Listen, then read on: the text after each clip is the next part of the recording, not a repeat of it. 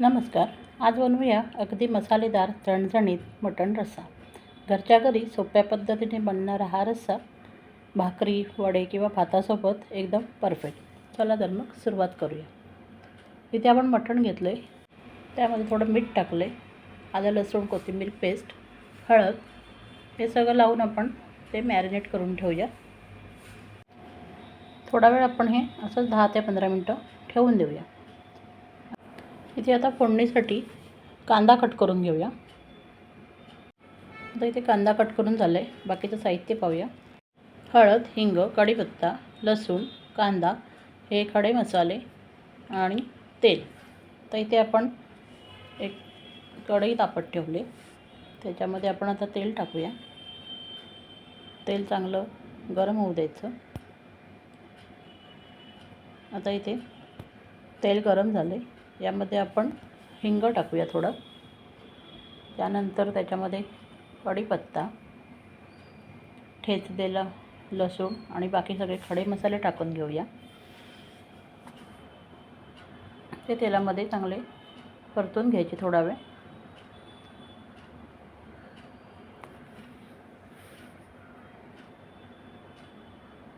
आता हे चांगले परतून झाले की त्यामध्ये आपण चिरलेला कांदा टाकूया. कांदासुद्धा थोडासा गोल्डन ब्राऊन होईपर्यंत परतून घ्यायचा. हे मसाले सगळे छान परतून झाले की त्यामध्ये थोडी हळद. आता यामध्ये आपण जे मॅरिनेट केलेलं मटण आहे ते टाकून घेऊया. ते चांगलं तेलामध्ये परतून घ्यायचं.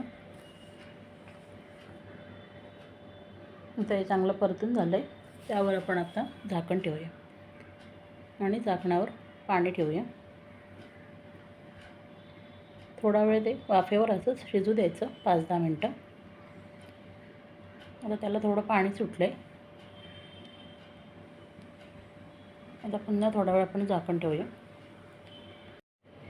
यामध्ये घरगुती मसाला टाकलेला, लाल मसाला दाखवायचं राहून गेलं होतं आणि पुन्हा ते छान शिजवून घेऊया. आता यामध्ये आपण कांदा खोबऱ्याचं वाटण टाकलं आहे, ते सुद्धा छान मिक्स करून घ्यायचं.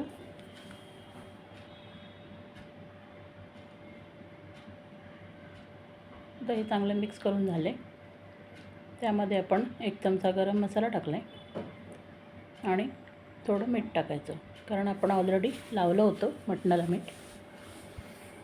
अंदाजे मीठ टाकायचं आणि पुन्हा झाकण ठेवायचं, वरती पाणी ठेवायचं. थोडा वेळ झाकण ठेवून पुन्हा आपल्याला जेवढं रस्सा पाहिजे तेवढं त्यामध्ये पाणी टाकायचं आणि ते पुन्हा छान शिजवून घ्यायचं.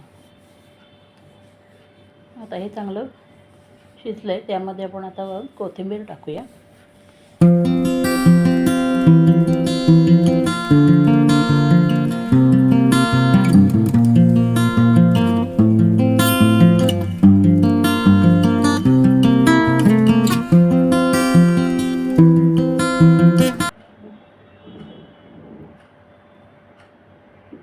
पुन्हा मिक्स करून घेऊया आणि आता ही आपली डिश तयार आहे.